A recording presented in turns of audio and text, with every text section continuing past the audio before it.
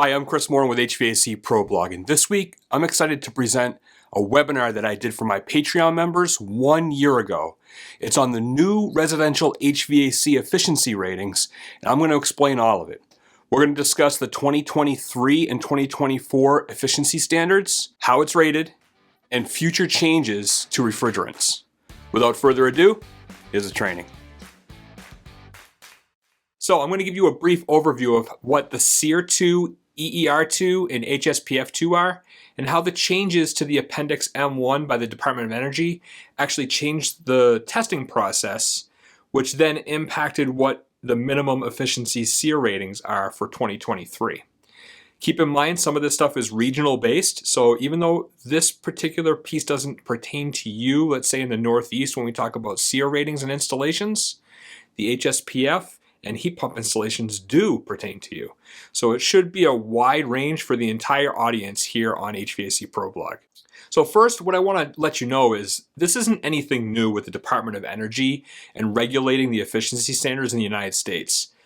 In case you didn't know, Department of Energy actually did this since 1992. So it's been in place for now 30 years. So you can't blame the current administration or the previous administration. This has been coming for a long time. Also, what you may not realize was there was a long time of regulation from 1992 all the way till 2006 where they did zero. 10 SEER was the baseline in the industry all the way up until 2006 before we started to see incremental improvements every 10 to 15 years or so, right? Now, why would the Department of Energy want to regulate the efficiency standards on heating and air conditioning? That's because in the United States, half of our energy use in an American home is used by the heating and cooling system. That translates to about 2,000 kWh per year per house. For those of you that are more tree huggers that actually consider the carbon dioxide or the carbon footprint, that equates to about 3,500 pounds of carbon dioxide. That is a mess load when you talk about just one home's usage.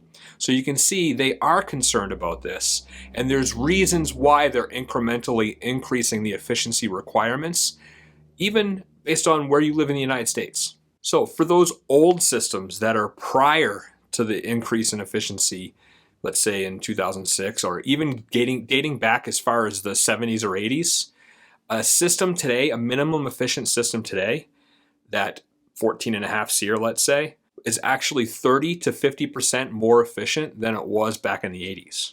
And a system that's just 10 years old could be using 10 to 40% more energy than what today's required systems use. So there is a lot of incentive just in the energy bills, which we know are rising every day here in the United States, for a new high efficient system to be installed instead of the baseline. And when the baseline keeps going up, the incremental savings are even greater. Remember, the baseline for efficiency in the Southeast and Southwest are now going to be higher starting January 2023 compared to the rest of the country. And this is because purely, when it comes to SEER ratings, the amount of run hours that they have down south. So up until 2015, the efficiency standards across the entire United States when it came to central air conditioners were the same. In 2015 is where here in the Northeast we could continue to install 13 SEER systems, but in the South they actually went up to 14 SEER. And the plan is to go to a higher SEER rating this year. When it comes to HSPF, that's the same throughout the entire country. In 2006 there was a jump to just below 8. In 2015 we jumped to 8.2. And of course, this year coming up in 2023, we're going to have another jump. Now, keep in mind, these efficiency ratings are not apples to apples when we change the way we're testing, right? So up until the end of 2022, we're talking the standard terms like energy efficiency ratio. EER is actually calculated in a laboratory at certain test points, outdoor system temperatures, indoor dry bulb and wet bulb temperatures, and it's actually a snapshot, okay? And it's the cooling output of the system at those set temperatures. And keep in mind, this is like 95 degrees outside, 80 degrees inside with a 67 wet bulb, which is not realistic, okay? but at least it gives you a snapshot so you can compare across other devices, and it's an extreme condition compared to what you would normally see in the north, right? So you take your cooling output, the actual BTUs that you calculate at these testing temperatures, and you divide the total energy use, kW, and that would give you the EER. Same thing with the seasonal energy efficiency ratio. If you actually average that across an entire season, when it comes to the cooling output and the energy it uses over the whole season, that will give you the CRER rating. And the CRER rating is much, much higher than the EER. So I think I'm preaching to the choir here. Everybody, for the most part, on the HVAC Pro Blog Patreon page, certainly is seasoned veterans when it comes to the CRER and EER.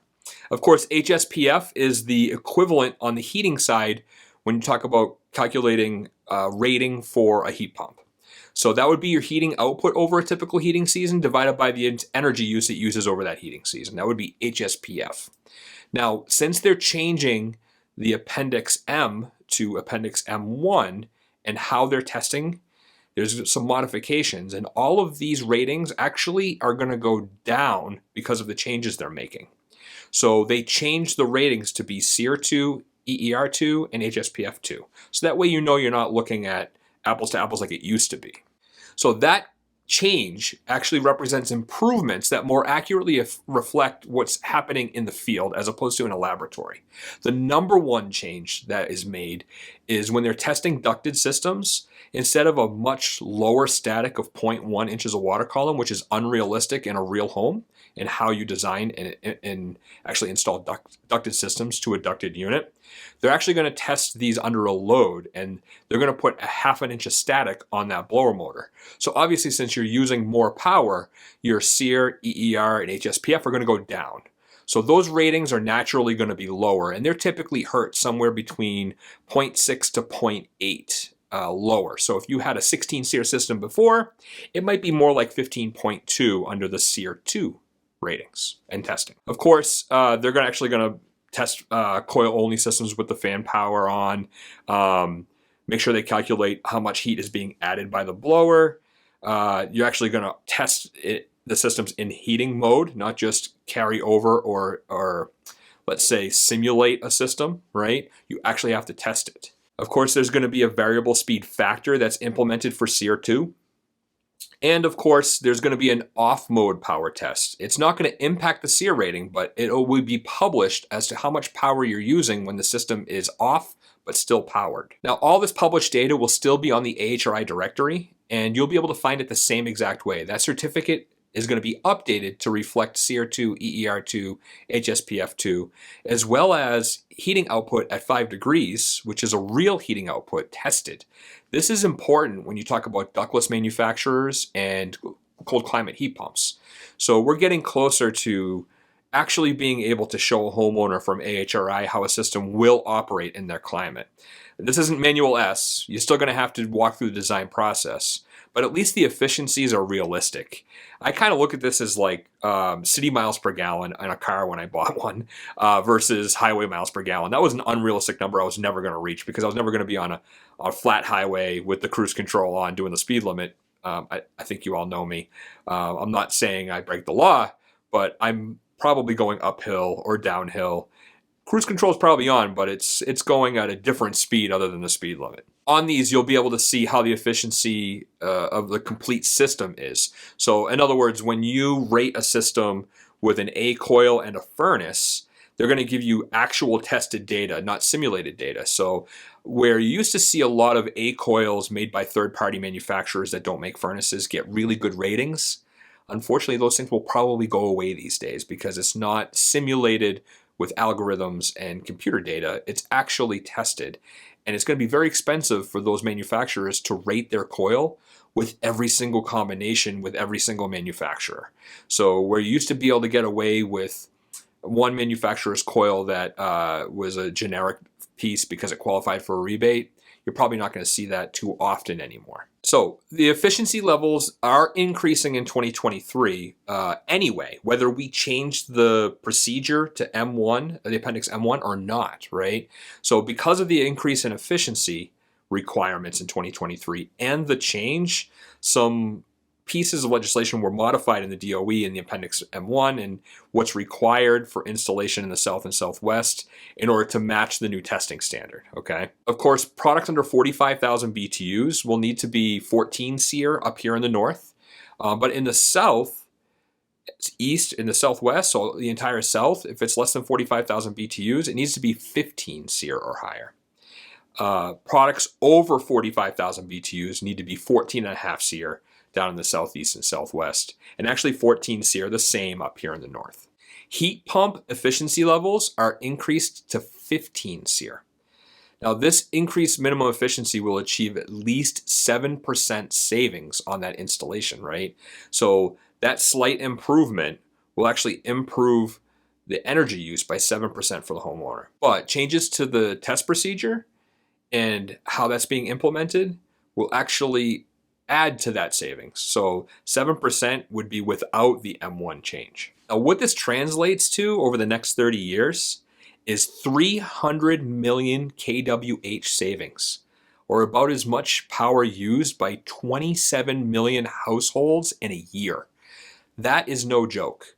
So when we talk about the challenge of changing these efficiency standards, I think it's important in our industry to understand why and the impact it's making, because a homeowner is going to be upset that the price is going up, right? Because the efficiency of the system's going up, the cost to make it, the larger piping size or the more refrigerant you need, all this stuff starts to impact the pricing. And when the price goes up, it's important to explain why it's more expensive this year than it was last year. Now, when you talk about 300 million kWh over 30 years, that actually translates to utility bill savings of about $38 billion if the price of the kWh does not go up. And I think we all know what's going to happen to energy prices over the next 30 years, right? Now let's talk about heat pump standards across the country, but particularly for the North, right? Where we're seeing a huge influx of heat pumps being spec'd, whether it's replacing fossil fuel burning appliances or actually offsetting fossil fuel burning appliances like gas furnaces or oil furnaces or propane furnaces. The standard today in 2022 for a heat pump is actually 14 SEER and 8.2 HSPF. This is under the old efficiency, the current standard under the Appendix M for the DOE. Now, the 2023 efficiencies under the old procedure was set to rise to 15 SEER and 8.8 HSPF. But because the new testing procedure to CR2 and HSPF2 is going to decrease the efficiencies, they actually built that into the new standard in 2023 under CR2 and HSPF2 should be 14.3 instead of 15 and 7.5 instead of the 8.8. So you can see how much that change in the testing procedure actually impacts what gets published for CR2 and HSPF2. And the HSPF side is actually pretty significant, particularly for ducted systems. Keep that in mind. Now, when we talk about the changes in the South, like I was mentioning before, when we're going from 14 SEER and 12.2 EER in the Southwest up to 15 SEER and 12.2 EER in the Southwest under the new efficiency requirements under the old M, Appendix M, the M1 efficiencies, the CR2 and EER2, obviously is lower than that. So in 2023, the national standard is 13.4 for CR2 if it's less than 45,000 BTUs per hour. In the Southeast, it's 14.3, and the Southwest is 14.3, so the South, right? But on the EER2, you're actually allowed a lower EER2 compared to what it used to be at 11.7. And I'm going to be honest here, I'm surprised the EER2 is impacted that much because we're going from the old efficiency in 2022 of a requirement of 12.2 EER down that far. So you can see how the efficiency testing is impacting the published data and the perception of what you're going to have to overcome in the home if you have a homeowner that's researching this and doesn't understand why all the new systems are less efficient, right? They're actually significantly more efficient, 7% more, right? But there's going to be a little bit of explanation here. And I think the best way to do this is, like I was talking about before, CRER and EER is kind of like city miles per gallon for EER and highway miles per gallon for CRER. Maybe you explain to a homeowner, like, imagine if they changed the way they tested those miles per gallons. We can't look at how it used to be for the car you bought last year. The new standard, even though it's lower, it's more realistic, and that's why those numbers are less than what they used to be. Now, keep in mind, in the past, you were able to install in the South a system that was manufactured prior to a stop date, right? This year, going forward in 2023, you have to sell and install a matched AHRI system that meets those minimum standards after January 1st, 2023. It's very important. And they have a way of being reported for homeowners. So if a homeowner believes somebody in the South installed a system that does not meet the standard, they can report it to the DOE. And honestly, you can be blacklisted as a contractor working in those states. It's pretty extreme. I was surprised to hear this. It's important that you follow the laws, particularly when it's a DOE standard, and realize who you're doing work for, no matter if they say, oh yeah, just put that system in anyway. It's really important for you, your business, and your licenses. Now, what I realize a lot of people don't know is on the HRI directory, there's some terms that are being used when describing active systems or non-active systems on certificates. One of the terms is production stopped. So production stopped is for existing products that continue to be sold, but they're no longer manufactured by a manufacturer. So as an example, I think everybody here knows I work at Mitsubishi. If Mitsubishi stopped making a system, but we have a lot of inventory we're selling down to our distributors, they would be listed as production stopped in the AHRI certificate and directory. A discontinued model is products that are no longer sold by the manufacturer. They're out of inventory. We actually report it as discontinued, even though there still may be something sitting in a contractor's barn that could be installed in 3 months or a year or however long. AHRI will mark it as discontinued when it's no longer sold by the manufacturer. And we will identify products that are discontinued. And certificates are still available for those products, which is important if you're going to install a system after January 1st, let's say in the South, under those standards that are required. So you still need to be able to access those certificates. So they're still on there, but they're not active, okay? And since we're on the topic of efficiency increases and how AHRI handles these things, I figured it's important to talk about how by 2025, there's going to be a significant refrigerant change in our industry. I know this isn't part of what you had billed for when we talked about efficiency standards at the beginning of this training, but since I got you, I figured I might as well mention it, right? So by January 1st, 2025, we have to get to low or zero global warming potential refrigerants. So what that means is it's instead of an HFC, it might be a combination of an HFC and an HFO. Now, the reason I'm mentioning this is that's just 2 years away, and you need to start preparing, because guess what? When there's a refrigerant change, a lot of tools and training are required for your entire team, okay? So there's probably going to be some amendments to your APA certifications. You're going to probably have to get recovery machines, tanks, new hoses, maybe some gauges if you haven't already gone to some electronic stuff. I'm willing to bet new refrigerants have slightly different oils. We all know that. So you're going to have to be prepared for this. And there's going to be some change over time. Manufacturers are going to start to release systems with, let's say, propane or I'm trying to think. There's a bunch of them out there. I don't want to say brand names because I don't want to get burned here, but there are some starting to be released even here in the United States using R32, right? So there are a bunch out there. It's important that you're getting the training you need as soon as possible. You don't want to be stuck not knowing this stuff or not having the tools.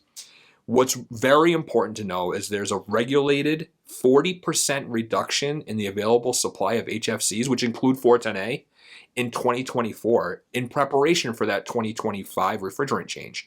What this does is artificially drives down the availability, which increases the cost of the R410A systems, just like we did to R22 when we had that refrigerant change with the efficiency updates after 2006, right?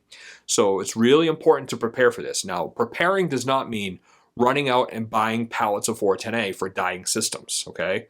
Preparing is preparing your team with training and tools and outfitting your trucks and making sure that you are able to educate homeowners in the home as to why you need to replace line sets or flush them out or whatever you're doing, okay?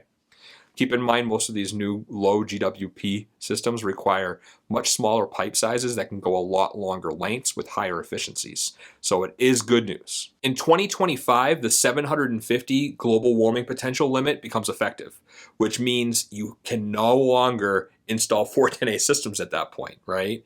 In the past, people got away with dry systems, but the cost of the refrigerant that needed to go in it was so high, it didn't make too much sense unless you were absolutely stuck in doing this. That exception is not planned for this 2025 changeover, all right? So good planning is the key here. You need to know which products to specify for projects that are going to be going that far out. Don't get yourself stuck with a multifamily home that has, or a multifamily building that has half of the system's 410A and half R32 or some other refrigerant, right? You need to know what to do with central air systems that don't meet regional standards and transfer products, as an example, to a different area where you're working. There are companies and consolidated companies out there that span the East Coast. They may start to ship inventory to their locations, or distributors ship their inventory to the locations in the north, and the north may ship some more efficient air conditioners in replacement to the south, right? So that is all tracked by distribution. Unless you're buying systems, let's say over the internet, which I would not recommend, you should not be running into a situation where you're buying a system that doesn't qualify for the standard, even out to 2025. All right, what did you think of the training?